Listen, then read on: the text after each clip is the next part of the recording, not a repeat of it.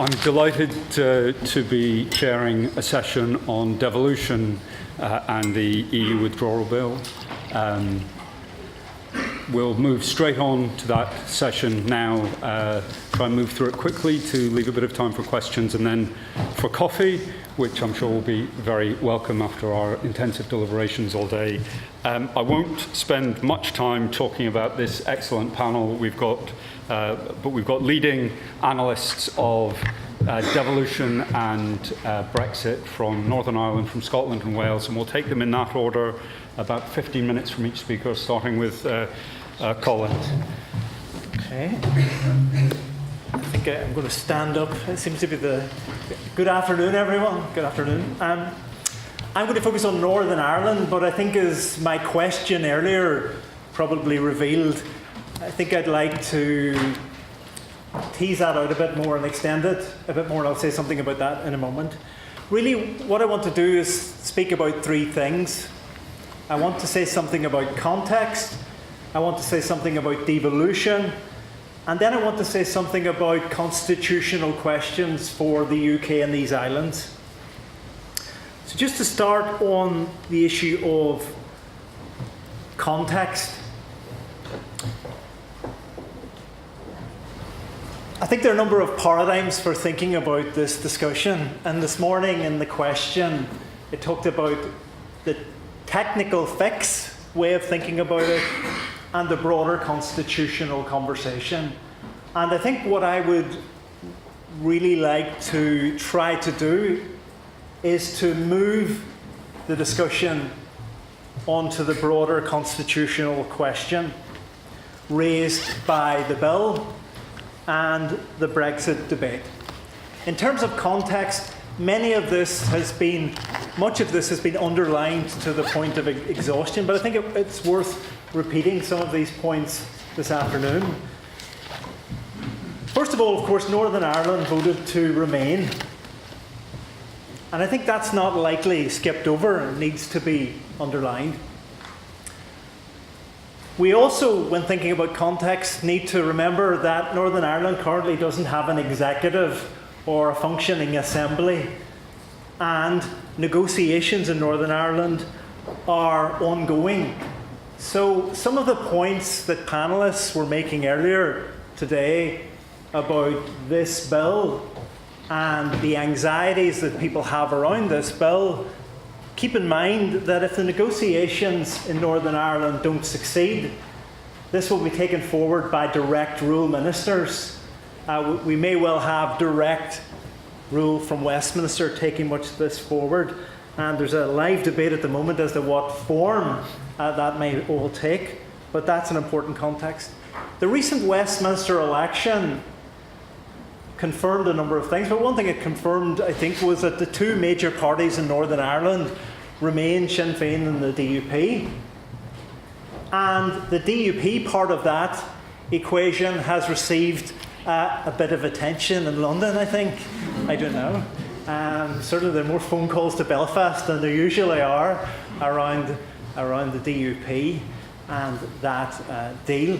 But I think probably something I want to underline this afternoon, and I think it is rather neglected in the debates, is the other element of that equation, which is the Sinn Féin vote in that election.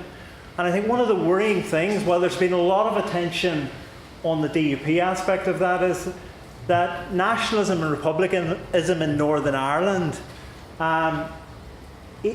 is returning, if you like, I think that's one way to put it, to a politics of abstentionism from the Westminster Parliament. And I think that's something to observe, and that's an important context that's ongoing right now. And it highlights something, I think, which again needs to be underlined, that Brexit has proved to be profoundly destabilising to the politics of Northern Ireland, and it has reopened the sovereignty fracture, the British-Irish sovereignty fracture, that the EU and the peace process did so much to try and heal and mend. And I think we avoid that point at our peril, I think, and we need to keep it in mind. Also, what's striking in terms of context is just how much emphasis has been placed in the Brexit conversation on Northern Ireland and the Irish border. We've had everything from a soft, hard, squidgy, frictionless, whatever sort of border you want to call it. It's really dominated a lot of the conversation. And I think what that highlights in terms of context is that the Northern Ireland question won't be a question for the Parliament that's fairly close to our venue this afternoon. The Northern Ireland question has been escalated by Brexit to an EU level, but also to an international level as well. So yes, there'll be fundamentally important conversations happening in Westminster, but there'll be other conversations happening around Europe as well. And why will those be happening? Because I think for many people, 1998, and I have to say, speaking personally, myself included, represented a profound constitutional moment in the history of Northern Ireland, on the island of Ireland. And I think what's proved quite concerning about events since last year is, for many of us, the constitution of the UK didn't appear to have shifted legally as far as we perhaps thought it might have done in the post-1998 context. So I think that's an important framing context for the conversations that are going to come. The second theme is devolution, and again, I want to be slightly provocative again here. I don't think Northern Ireland is completely, totally and adequately captured by a devolution lens within a UK context. I think we miss important aspects of the Constitution of Northern Ireland if we think about it only in that way. Because really the settlement in Northern Ireland, or the process in Northern Ireland, is a result of a peace process and a peace agreement that set in place a new constitutional framework that was multi-stranded.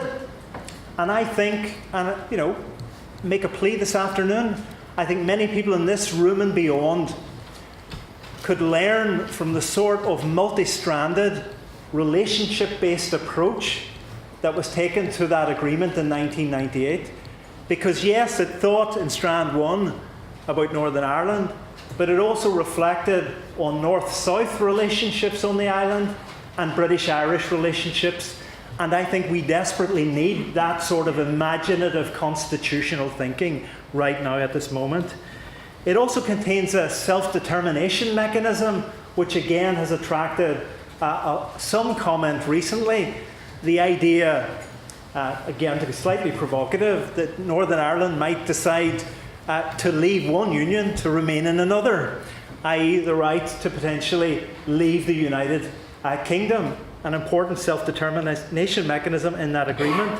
It also contains very fundamental and important safeguards in relation to human rights, equality, mutual respect, and power sharing.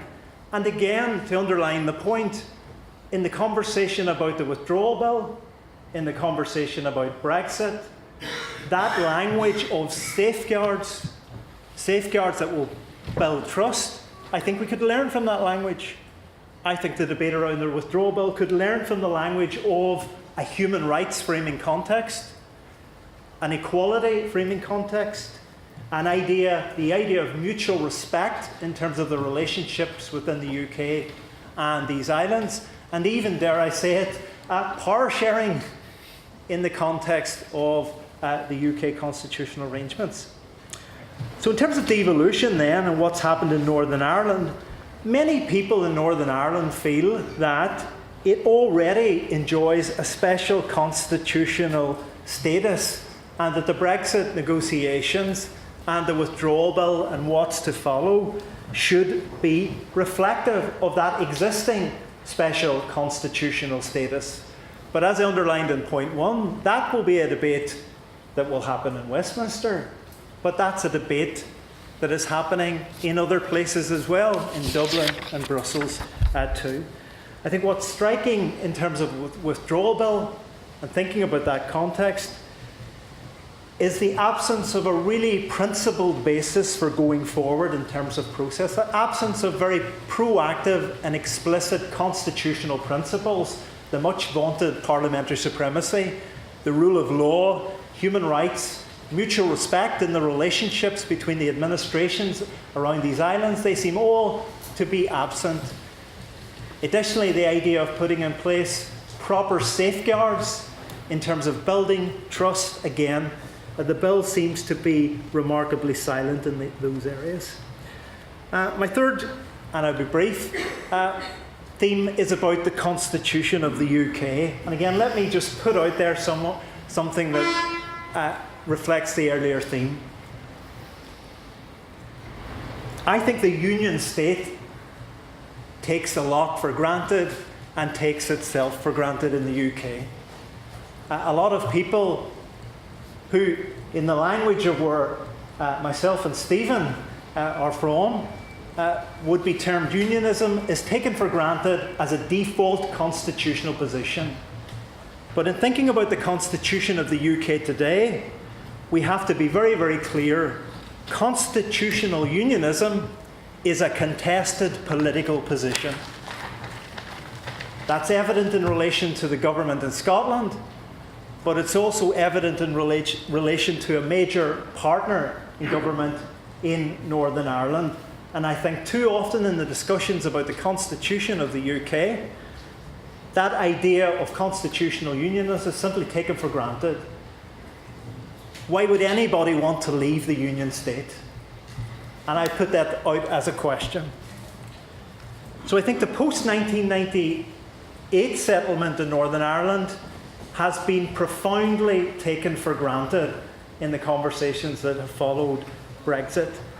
Many people, in thinking about the Constitution of the UK, in Northern Ireland, but I know elsewhere in a UK context, had felt that the UK was becoming a more constitutionally pluralist place, a place that was more respectful of national diversity.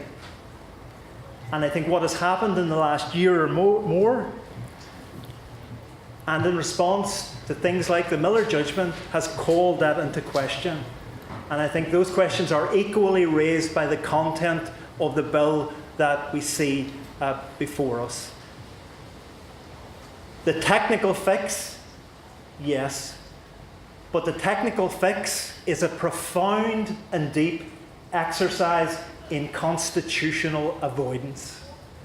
This is a fundamental constitutional moment for the UK and for relationships across these islands, and that conversation really has to be had. Just to conclude then, I hope I've been clear. I really feel that the issues of constitutional principle need to be brought to the heart of the technical conversations around the withdrawal bill that we're having. I think it is remarkable the absence of both constitutional principle, explicitly stated, and safeguards in this legislation and in the current debate. And we need to be thinking in terms of the conversations to come about the primacy in this bill and in the primacy of what to follow of some of those safeguards and values around rights, equality, mutual respect, the rule of law and parliamentary supremacy. There is no Northern Ireland Assembly and Northern Ireland Executive, so devolution in Northern Ireland is rather stalled. Brexit has had really a destabilising effect on us, as I hope I've made clear. I'd go further than that.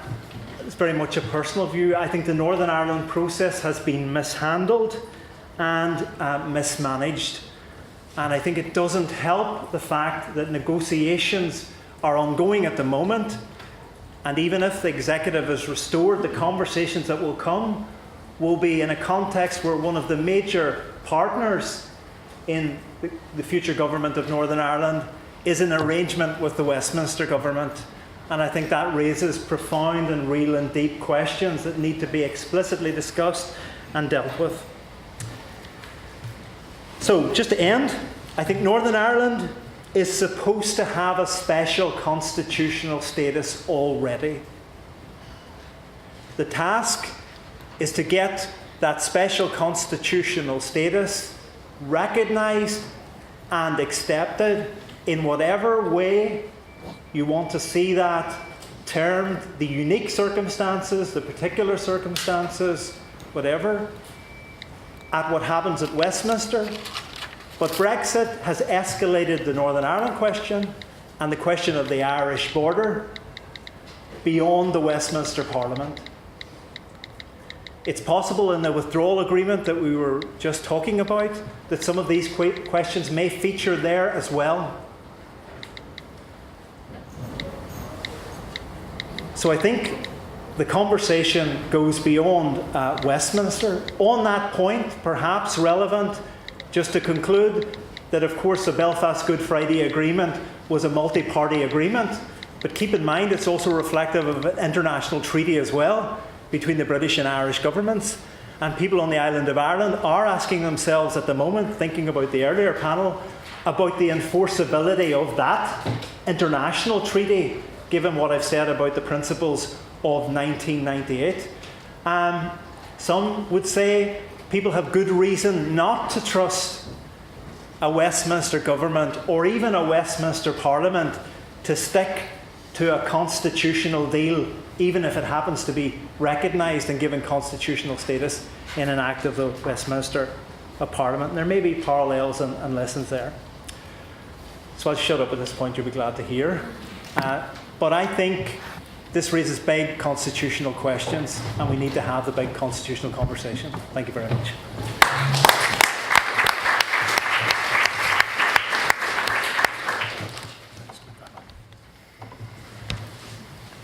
Thank you very much indeed. Straight on to Stephen Tierney. Thank you. For a perspective from Scotland. Thank you, Dan. I missed this morning's session, so I'll try not to cover some of the details that were probably discussed at that point. I suppose what I might have to say is slightly different. I completely agree with Colin's point about the bigger constitutional issues and principles that have to be really the main focus here. I mean, the bill's complex and its drafting raises a number of concerns, but when you then ask the reverse question about, well, how would we have gone about it otherwise, it's actually quite hard to see realistically how different, as a matter of structure, the bill could have been to the form it's taken. Now, obviously, we have to be very wary about the extent of delegated powers in the bill, the range of the Henry VIII powers, the application of negative procedure for the making of delegated powers so widely, and the risk of inadequate scrutiny. And the Constitution Committee, which I work for, has drawn attention to all of these points, and I'm sure my colleague Mark Elliott gave you a very comprehensive account of those this morning, and the committee is going to look at these in a detailed inquiry. But these are fundamentally procedural concerns, and we need to avoid confusing these with substantive objections to the object of the bill itself. So in many ways, the committee's concerns were with ambiguities in the bill and the lack of clarity as to what the powers are and what the scrutiny procedures will be, and to, in due course, constructive proposals will be made about alternative approaches. But the task is a very difficult one. If the main impetus for the decision to leave the EU on the part of many people was largely driven by the very pervasive influence of the EU upon the UK Constitution and UK legal systems, then by definition leaving such an organisation in a very short period of time is a massive task, and it's to do this within 2 years through very fraught negotiations is very difficult, and the powers that are required for this are inevitably somewhat open-ended. So the bill's a massive one, and the task really is to produce a successful withdrawal agreement, and on that basis, really the focus has to be upon making the powers work to ensure that the powers will operate in a way that does not also damage the Constitution, which is a crucial point. The powers do have to be realistic and practical. Turning to devolution, again, you'll probably have heard some discussion of clauses 10 and 11 earlier today. And there are a range of ambiguities and confusions in the terms of what clauses 10 and clauses 11 mean, but also in terms of the relationship between the two. They're then filled out, particularly in Schedule 2, which is again very opaque in certain respects. But again, in terms of structure, it's quite difficult to see what the alternative would have been. The government obviously doesn't know what's going to happen. At the moment the negotiations are ongoing. We see how fraught they've become. If one were to try and implant in the bill an allocation of substantive powers, I'd be interested in discussion if anyone has proposals to that effect. But I think it becomes something of a Dutch auction. We don't know what kind of final agreement there might be. We don't know if there's going to be parallel negotiations at quite an advanced stage in terms of future trade agreements. We don't know the extent to which the UK might well be beholden to EU law in terms of the way things are actually firmed up towards the end, even on a transitional basis. So it's very, very difficult to see how clauses 10 and 11 could have been filled out much more substantively. There's also just the time issue. This is such a massive thing to deliver at UK level. To then try and think through delivering it in a number of different sites in parallel would be a gargantuan task. And again, it's difficult to see how this could have been worked out across the UK on that basis. As Colin has suggested, I mean, we take the Northern Ireland situation in particular, devolution in the UK is very asymmetrical. We're dealing with very, very different bespoke arrangements. So not only would we have to have thought, the government would have to have thought in parallel about all of these different arrangements, each of those is so very, very different. And a big issue after Brexit is going to be the common framework, not simply from how it's going to operate from London to Edinburgh and so on, but how it's going to operate across all of these different sites with very, very different powers. So that's not to say there's not problems, obviously, for the devolved administrations. One real problem is that things are going to develop, the negotiations are going to take place, they're very fraught. Will there be a move towards agreement at the end, as so often happens in the dynamics of negotiations? Even if that is the case, this is going to arrive downstream for the devolved administrations, possibly at the last minute. So it could well be that if there are moves towards an agreement that, with very important implications for devolution, then, and the Clause 10 powers are called upon, and the devolved administrations suddenly find that they have to make a lot of substantial changes to devolved law, then this is something that might have to happen very, very quickly.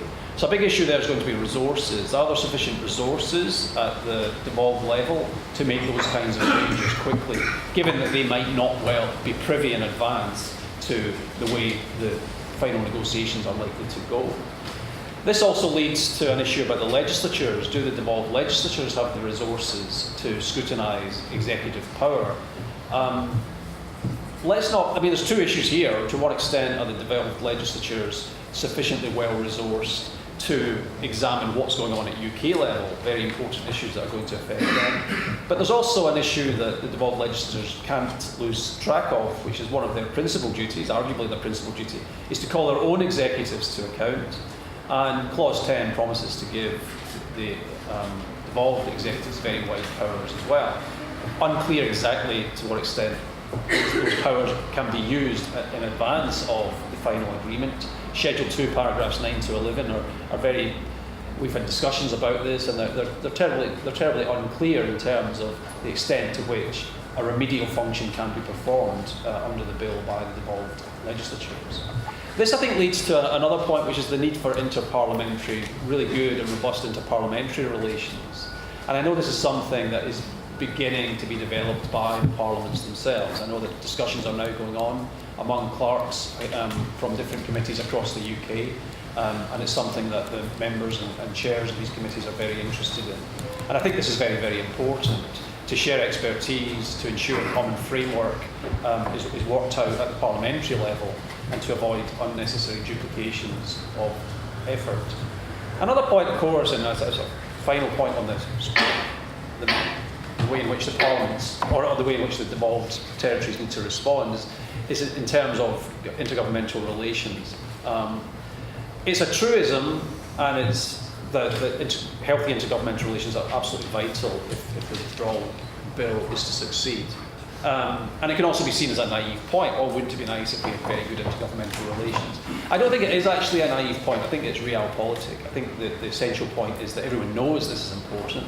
Everyone knows that unless the governments negotiate and cooperate closely, then this could be an unholy mess. And there are so many areas which, of course, are not controversial as they filter down. So take examples such as Eurojust, as the competence comes back. Where should the sorts of areas for which Eurojust's competence go?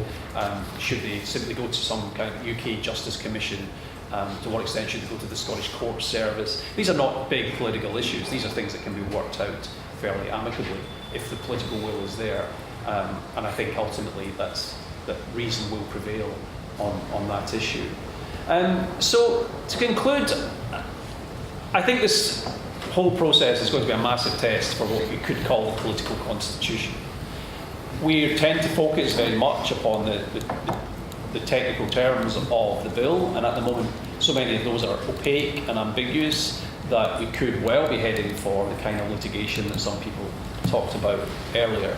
But I think the real game in town, certainly at the moment, is one in which it's the political organs of the Constitution that are absolutely vital.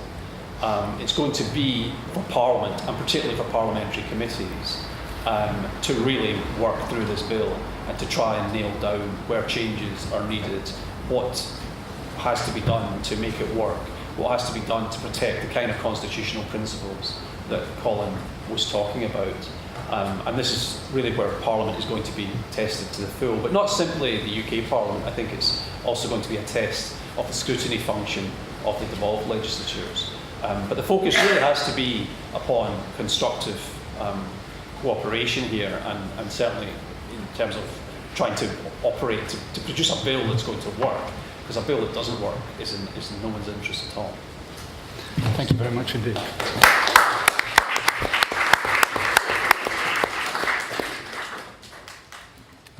And I'll now hand over to Jo Hunt from Cardiff University. Just before doing so, I'd also just like to thank her as a moving spirit behind this event as a whole. So as well as informing us all about the situation in Wales and from Wales, Jo deserves thanks for that. Thank you, Dan, and thank you, everyone. Okay, so I'm going to outline something of the debate around the bill as it's been taking place in Wales, and to echo something of Colin's contributions, the constitutional conversations that have been started in Wales. We may not have been hearing the echoes of those across the UK yet, but there's a definite attempt to launch these constitutional conventions, because Wales is in a position of being both the Welsh Government, a pro-European government going into the referendum, and also continuing to have that commitment to the Union of the United Kingdom. So it has to manage those different tensions. At the same time, you have a pro-EU Labour government, went through the referendum, that has to negotiate a Welsh electorate that voted Leave. And so we've had now over a year of the Welsh Government, led by Carwyn Jones, having to chart a way through that. And we know that public opinion hasn't shifted. It's become more entrenched in sort of the polarised views on Brexit, on Leave and Remain. So the Welsh Labour Party is both pro-EU, but it's also pro-union, but not necessarily the union in its current form. The government's position on Brexit has been reiterated and refined through a series of interventions which involve sort of detailed analysis and proposals that will affect Wales and the UK more generally. And the most recent of these contributions came last week when there was a paper on free and fair movement of people. And we see there sort of an attempt at joined-up policy proposals that came out there. It wasn't just about potentially, what an immigration system might look like, linked predominantly to work, but also that we would need effective anti-exploitation measures as well. So trying to take a joined-up approach. So we have interventions coming from the Welsh Government, also supported by Plaid Cymru in some of the early papers, looking at different aspects of the Brexit debate. And it's put an emphasis in its contributions so far on the internal constitutional consequences of withdrawal and what this means for the UK's territorial constitution. And that was the subject of a paper that came out just after the general election back in June. And since then, over the summer, we've seen a sort of marked upturn and increase in cooperation and finding of common ground between Welsh Government and Scottish Government, as we see an attempt to protect, to safeguard the constitutional, the devolution settlements of Scotland and Wales. And it is, as we've heard, settlements plural. These devolution arrangements differ across the United Kingdom, although in the Scottish and the Welsh case, they are coming closer together. Wales has, until now, had a model, a conferred model power. So it has the legislative powers to act where it has explicitly been given those powers. So it's been given those powers under the Government of Wales Act to legislate. Scotland has the reserved powers model. Northern Ireland has something akin to the Scottish model with reserved and excluded powers. And so they can legislate on those things that have not been reserved to the centre. So we have the Welsh will be sort of upside down. But we have a new piece of legislation, the Wales Act 2017, which is shifting the Welsh situation in line with the Scottish one. And the expectation is that will come into effect next April, and that's the version that the withdrawal bill works with. So the expectation that that legislation will be in place. So we'll have a situation in Wales where we're learning about the complexities of where the new limits on powers lie under a reserved powers model, at the same time as working through all these complexities of the withdrawal legislation. Now, one reason for the move to the reserved powers approach is a hope that it was going to bring clarity, a clarity that has been missing under the conferred powers model. And the model so far, the conferred powers system, has led to challenges to Welsh legislation before the Supreme Court. Because Wales moved to legislate in areas, the sort of silent areas, those that were not explicitly conferred, but where there'd been an overlap with powers that had been conferred. And so the key area is employment law, and we've seen a number of pieces of legislation that Wales has introduced that are now distinctive and different, despite the fact that employment rights are not conferred, and in fact will be reserved explicitly once the new Wales Act comes into force.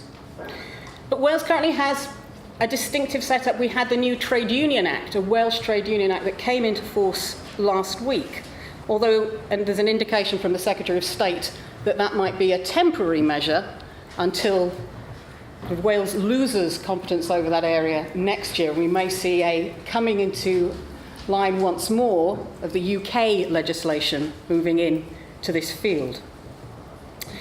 Now, along with this shift to reserved powers, the 2017 Act also recognises the permanence of the Welsh Assembly and also puts on a statutory footing the Sewell Convention, that legislative consent motion procedure that Westminster will not normally legislate on devolved areas without consent. And of course we know from the Miller judgment that the interpretation of the Constitution given in the Supreme Court in the Miller case is that this is not a legally enforceable provision, this is not something that you can enforce before a court, however it has a political force. So the steps in the Wales Act that followed those that we've seen in the Scottish Act from a year or two back sort of mark a concretisation of the devolution process. But whilst we've got on the one hand this apparent sort of concretisation and solidifying of those processes of devolution that have been taking place over the past 20 years, what we see with the withdrawal bill is the fact that this devolution settlement is still essentially highly vulnerable.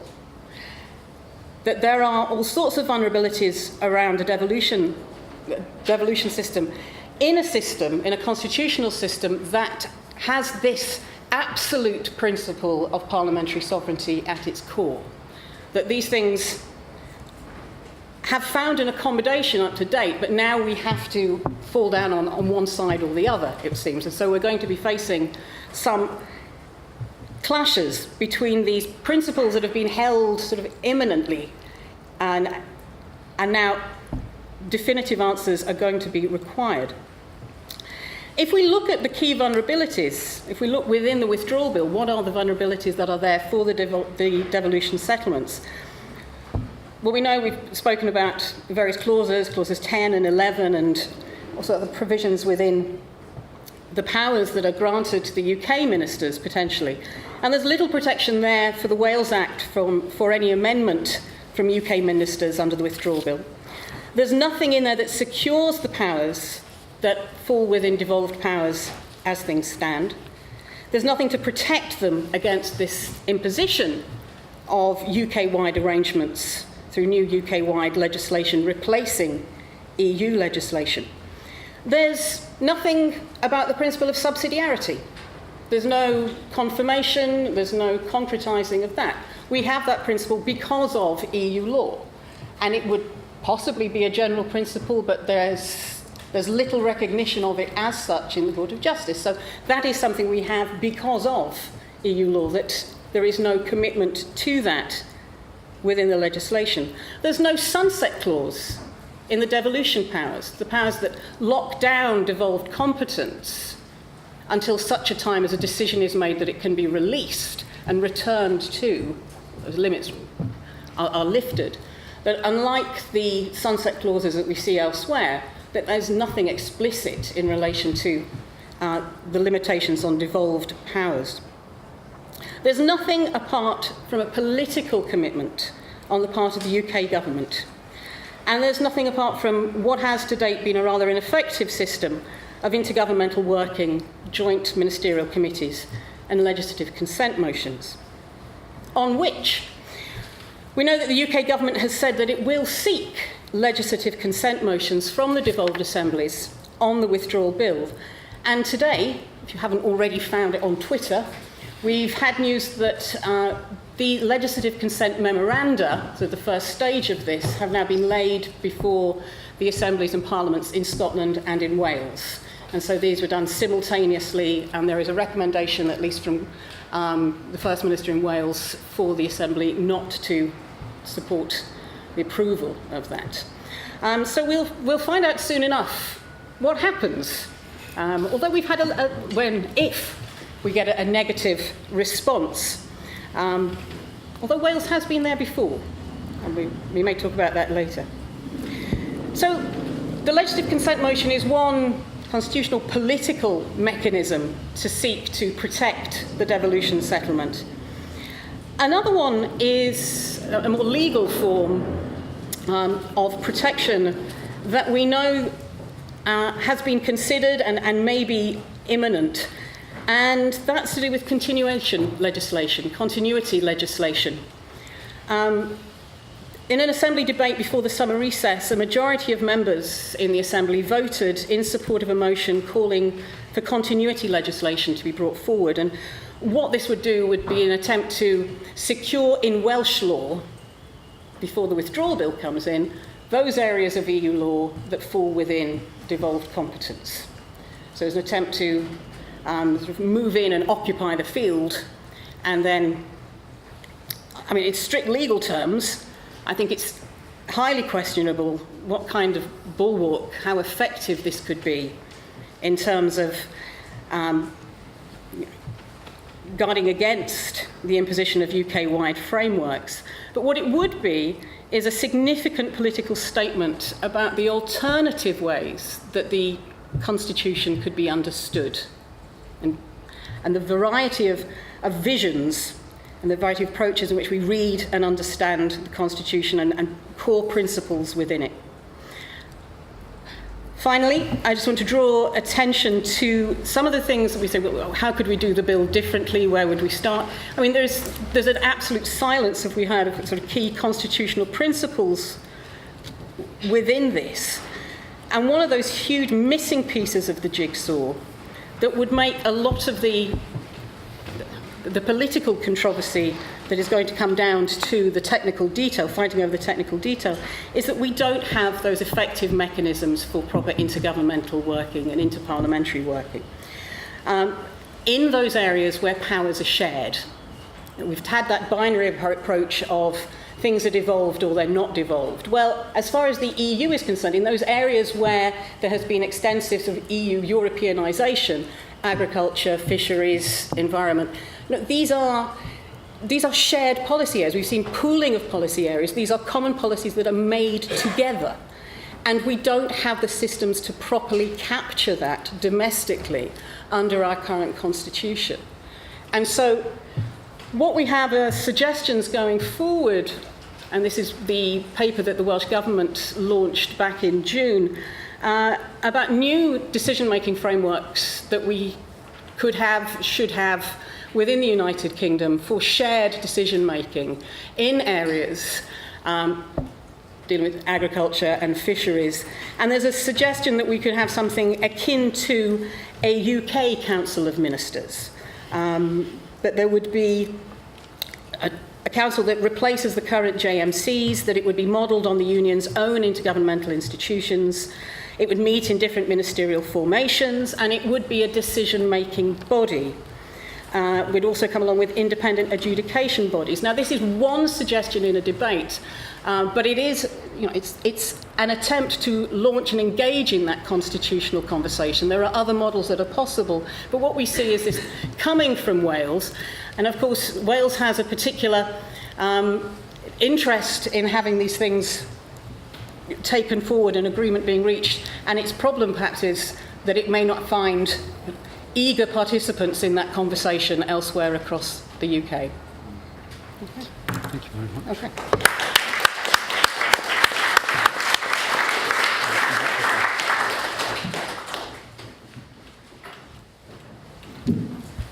Thanks very much to all three of our speakers, who I think have provided a rich set of reflections and remarks on the distinctive devolution arrangements in the three, what I might call the three non-English parts of the United Kingdom.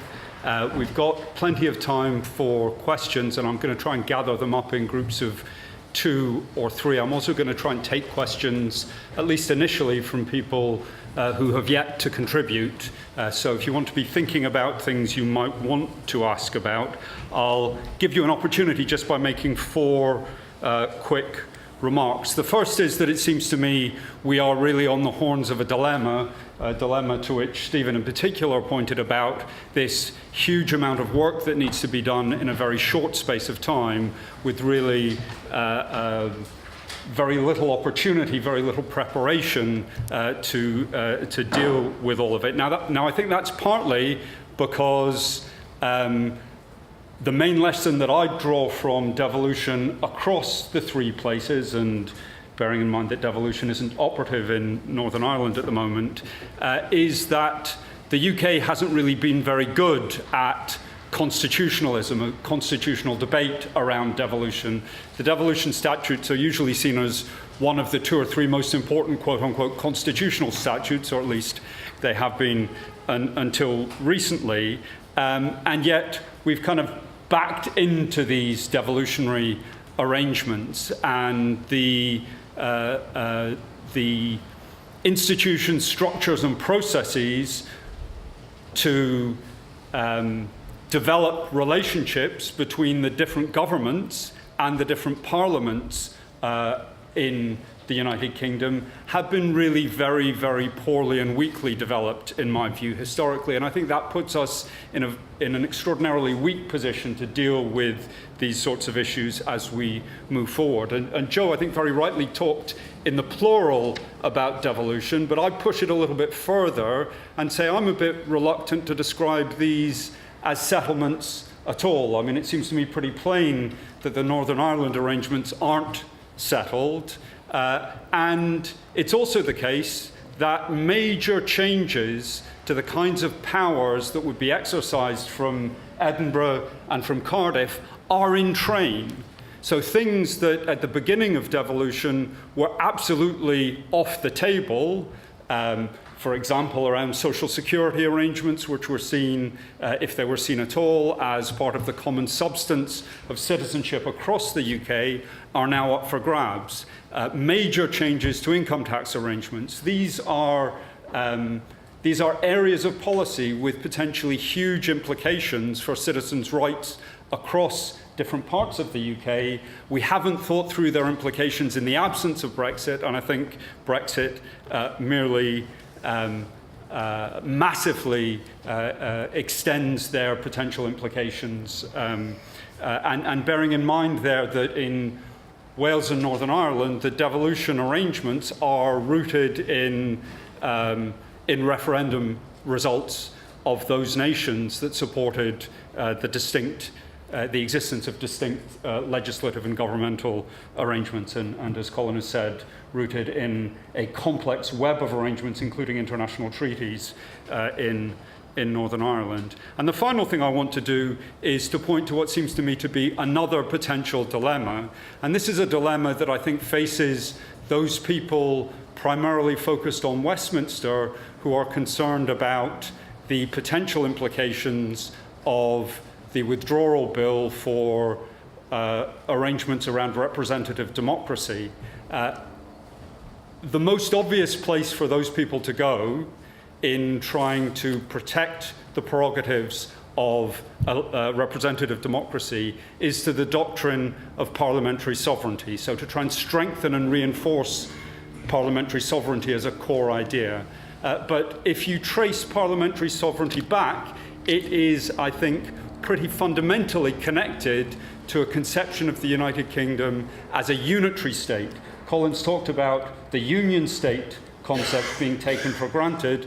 I think that the UK's constitutional arrangements have been pluralistic to the point of ambiguity. Indeed, I would say that their primary characteristic has been what David Davis in another context has called constructive ambiguity. It's constructive in that it's allowed for a way of going on of the devolved arrangements, but it hasn't produced a kind of resolution or what I would think of as a settlement, a constitutional settlement for any one of the three areas of the United Kingdom that have had devolved institutions at some time or another.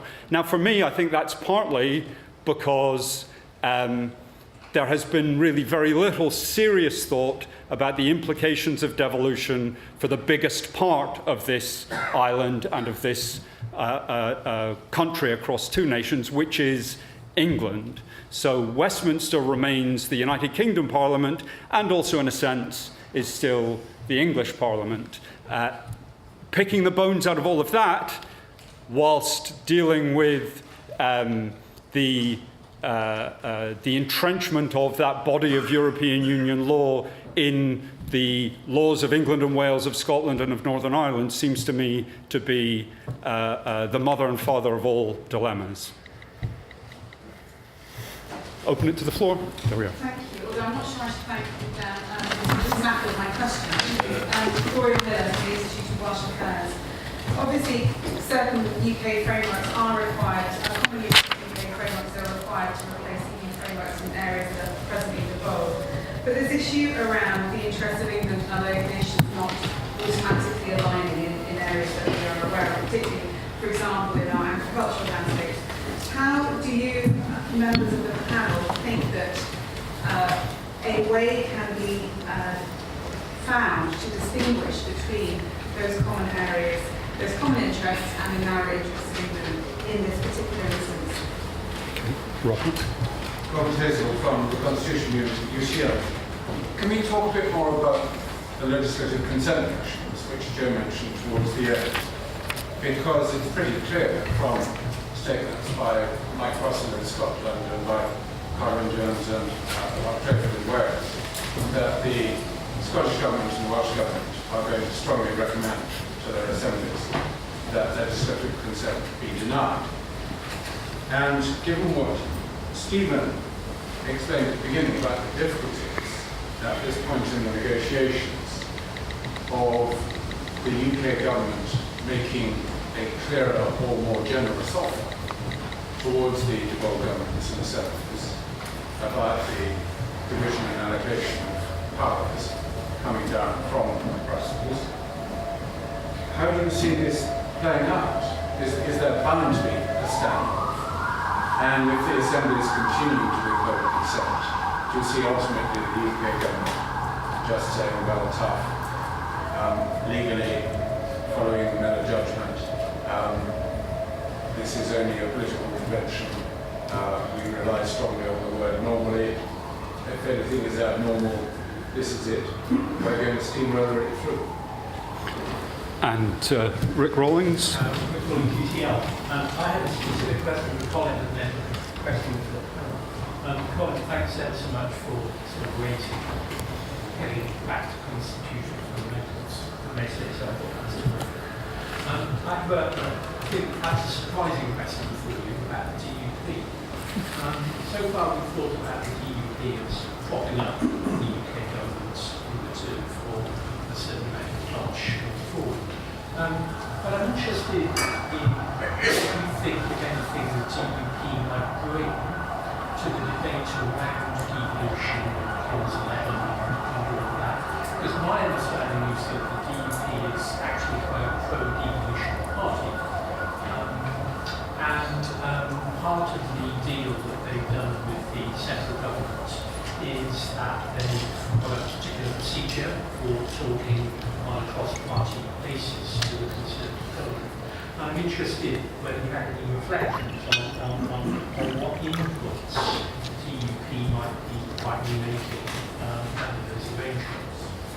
And then second, for the panel, and it follows on, I think, or perhaps goes one step back from Laura's question, about Clause 11 and the way in which Clause 11 works. Because so far we've talked a lot about the limitation on devolved administrations, which Clause 11 represents.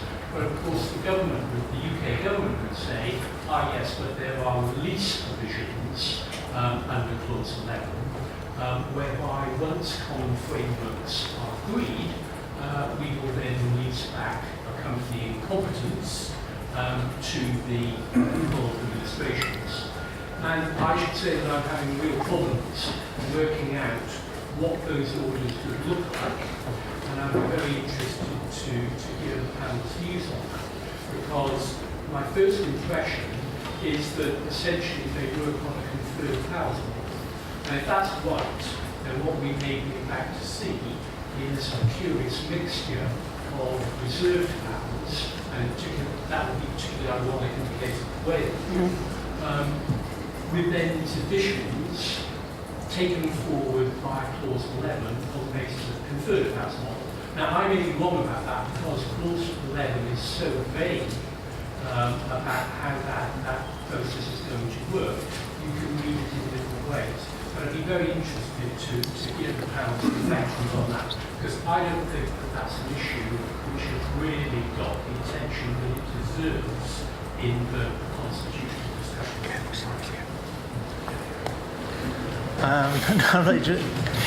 Okay.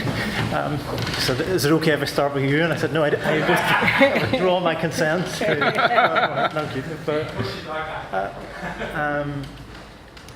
Just 3 points just to capture a number of the questions. I think if you get the relationships within the UK and across these islands work well when they're founded on some of the principles that I mentioned earlier. Whether that's legal constitution or the political constitution, what we tend to find is where those principles are respected, relationships can be made to work. And I think that's true of the UK context in terms of what Stephen has said about improving intergovernmental relationships within the UK in terms of common areas where there are shared and perhaps even uncontroversial areas. Anything that can be done to improve those intergovernmental relationships, providing, of course, you have a government to have a relationship with, I think can't be anything but helpful. Although it's possible that I might have sounded rather despairing earlier, I think the Good Friday Agreement and other agreements set out a range of principles that, if respected and operated in a respectful way, can make government, including the government in Northern Ireland, work. So improved intergovernmentalism absolutely, where there is a shared common interest in terms of common frameworks. But I hope the earlier point, there has to be more than simply lip service to mutual respect for the devolved administrations in the UK context. I also want to bring Ireland into this conversation as well. Obviously Ireland in terms of a relationship with the UK, but Ireland is one of the EU 27 as well. I think it's important that we think about relationships across these islands too. The island of Ireland is in a decade of commemorations and centenaries. And I think when we think about those principles and frameworks, that we just don't think about relationships within the UK, but we think about relationships across these islands. The values and principles that are shared, and see if we can't find ways to build those in to whatever agreements are reached. And I do think the Belfast Good Friday Agreement and some of the principles and values that are there could be universalised to some extent, because it thought very profoundly and very deeply, not just about Northern Ireland, but the way in which to get Northern Ireland right, if you like, you had to think about all the relationships across these islands. So I'd recommend people to reread that document and revisit some of those principles. Second one is in relation to legislative consent motions. This is a very personal view, but I pick up a real sense, I mentioned this earlier over coffee to Mark Elliott, that people are getting fed up with being told that something can be both unconstitutional but perfectly lawful.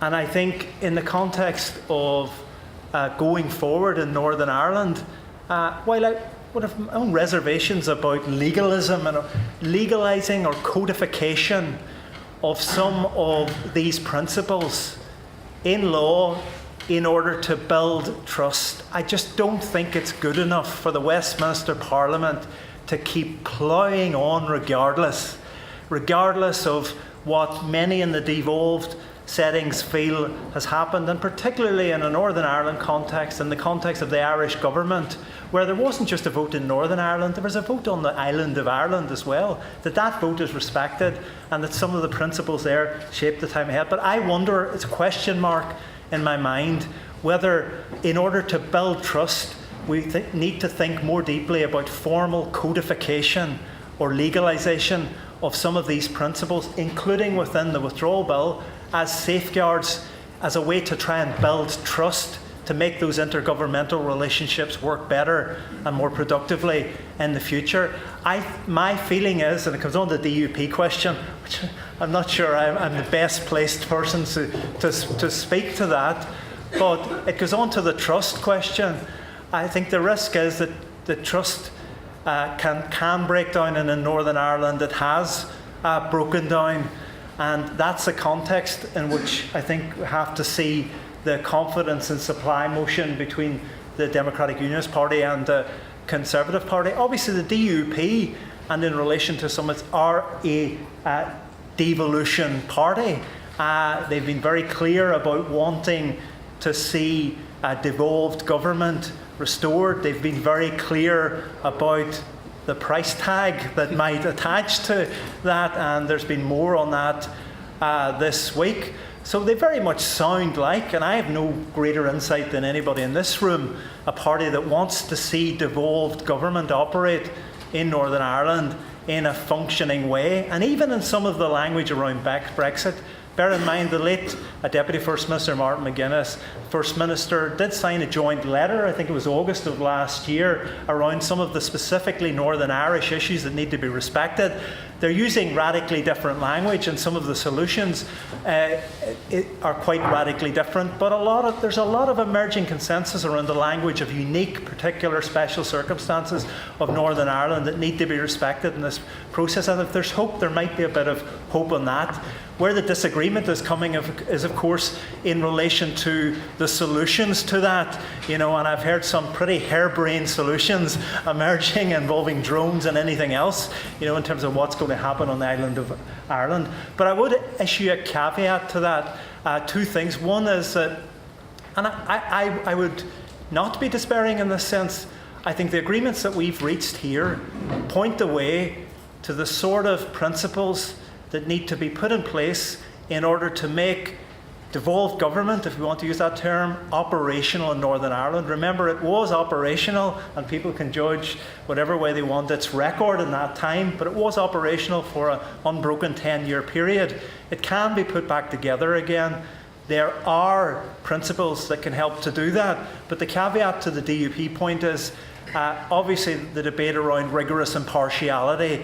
Secretary of State for Northern Ireland is obviously a very, very difficult position. And just going back to your earlier point about intergovernmental trust and harmony, can you build, and taking this bill forward as well, intergovernmental trust and harmony where there is that arrangement in place, and the perception that one of the key participants, i.e. the Secretary of State, is in an arrangement with one of those parties, that magnifies by tenfold if these negotiations are not successful and we get into arrangement of direct rule from Westminster again. Stephen?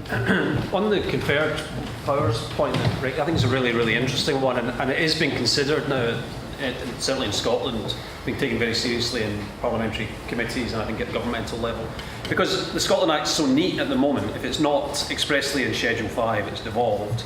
And when you think about this, we're now going to have this huge body of retained EU law, and in vast areas of law, the big issue confronting civil servants and lawyers at the devolved level is going to be, well, what is left to us? It is going to increasingly take on the deferred, the conferred kind of look.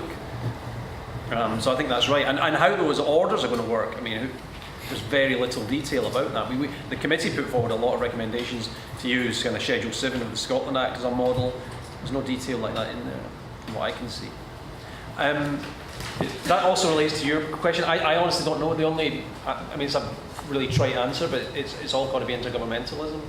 They have to work out things like agriculture, food standards. I just don't see how else. I mean, Joanne will have more insights on that. The point Robert makes about Sewell, really, I mean, there's three very, very quickly. The first one is, does it apply? Does the convention apply? And I think it's very tortuous to say the bill does not affect devolved matters. I think that would be very difficult. You could use the normal, it's not normal, so you can try and put up an argument that Sewell just doesn't apply and take it off the table. There's a paradox in a way for the devolved administrations, because the more you cite Sewell and the more it gets passed over, as it did on the Article 50 point, triggering Article 50, and it will do here, there's that sort of King Lear moment where you continually rail about something, and will it continue to be seen as a convention if it continues to be violated? I think a third point is we ought not to get tied down too much on Sewell. The really crucial issue is going to be consent on the use of the powers under the bill. The bill's going to go through. The real issue is going to be that Sewell does not apply to delegated legislation. How is the consent process going to work out when it comes to the use of the powers rather than the grant of the powers? Oriel, in response to the question there about dealing with the unequal effects that are going to be felt, necessary decisions, we will face decisions where there are those unequal effects across a country, across the nation. And that's inescapable, but is there a buy-in on the part of the participants in the decision-making process and then, if we get to that stage, and at the moment we know that there isn't a sense that there are the structures there for those common decisions to be taken. And so it goes back to looking at the structures that we've got, looking at replacing the Joint Ministerial Council committees with something different. Legislative consent motions, the fact that we had the Miller judgment when we had it, it's now become a statement of truth. They're not legally enforceable. Miller could have gone a different way. And moving forward, it may still, we may see different interpretations of these coming. There's nothing static and predetermined in the Constitution as it stands, and it's a moving and evolving thing. And this is a moment in this constitutional history, and these different sort of firings from the different sides are together, creating a conversation. And 50 years plus, we may look back at the conversations we're having now that see a very different union going forward. What's immediately going to happen with these legislative consent motions? I've seen nothing yet to suggest that the government will do anything else than just plough on through them. if we get negative ones coming through. But I have time for another couple of brief questions. I've got one now. Thank you. I'm Molly Quinn. I work for Local Government Association, so we work with all the local authorities. I just want to build on Joe's comment about no commitment to subsidiarity in the bill. It's a big concern for local government across the United Kingdom. At the moment, having a subsidiarity principle in the European treaties gives us a role in European a formal role in European decision-making through the Committee of the Regions and all kinds of opportunities to influence decision-making at the European level. On exiting the European Union, there is a big vacuum. There's nothing across, in terms of any arrangement across the UK at the moment that would replace that kind of arrangement. So local government across the United Kingdom to have a say and input into the development of key legislative proposals that will impact and that we will have to deliver on the ground. So this is something that we're highlighting to be starting tomorrow. Actually, we've got a meeting with extra ministers and officials. But it's something that we, for example, we're exploring a similar arrangement between local government associations underneath the Joint Ministerial Committee. That's something for the world government, but we need an arrangement for UK local government as part of this as well. Just wanted to highlight that element. Okay, and do you have a question? Yeah, similar to that actually. Do you think this EU withdrawal bill will allow the UK government to give devolution to Shetland, Orkney, Cornwall, Yorkshire and Manchester, to give them more powers? Do you have a quick question? I could challenge this way around. The way that European competence has developed has been that the things that we can do better collectively have moved to the European level. When we talk about the context of devolution, are we looking at things which, by definition, if they can be done better at the European level, are going to be done better at the UK level than by the devolved bodies? And I put the challenge more because we're facing the practical problems of dealing with these devolution issues. And it sends me back to that basic question. Okay, so we'll go in reverse order and start with Joe this time. And absolutely so, but if it is that there is, a better solution to be found pan-UK, that there needs to be more effective systems to bring in the different parts of the United Kingdom in that decision-making process. And that's missing as things stand. Would it give the potential to further devolution? It wouldn't necessarily stop it. And there is the commitment to further devolution, but what that might look like, we don't know yet. I would see devolution and local government as categorically separate because local government is a devolved issue. So further delegation to the islands you're talking about would be a decision for the Scottish Government to take. Also, there's been a lot of recent legislation, there's been a complete initiative on English local government in terms of cities and so on, and that's taken its own path now. I think we need a very open-minded approach to this. I think it's as the powers come back, it ought not to be assumed that everything just naturally goes according to pre-Brexit devolved competence. I think people have to be open-minded and look at these issues seriously. I see no principled objection to that. Final word? Two things.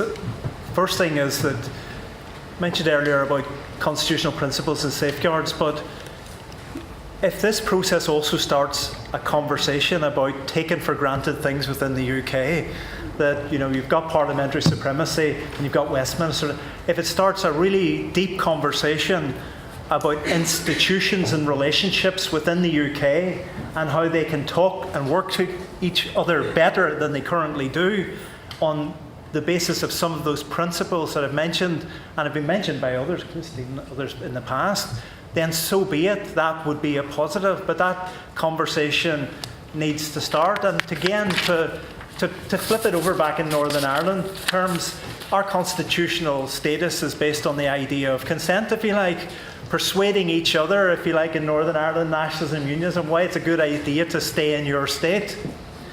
So I think people in the UK maybe need to think about that as well. Why is it a good idea? What's persuasive? Does the UK function as an intergovernmental system? So I think, yes, values, but also institutions. You know, how is the UK working internally? And I think more thought, and there are recommendations and proposals around that, as to the UK, how the UK could work better in areas where there may well be agreement between Northern Ireland government, Scotland government, Wales and Westminster. How can we make those work better for the benefit of all within the UK? Thinking about relationships across these islands as well. Just a final point, a last word, specifically Northern Irish point. I don't think sufficient attention has been given as yet to a lot of the very, very difficult and complex issues that are going to arise as a result of the right emerging from the Belfast and Good Friday Agreement to be recognised as British or Irish or both. Because what Brexit has done is it has drawn the line of EU citizenship down that divide. And I think that raises a host of very, very complex questions that obviously the UK government position paper and others have tried to address, but I don't think have satisfactorily been addressed as yet. And I think more thought needs to be given to those. So I'd like, as we head off for tea, to thank the panellists for an excellent start to the afternoon.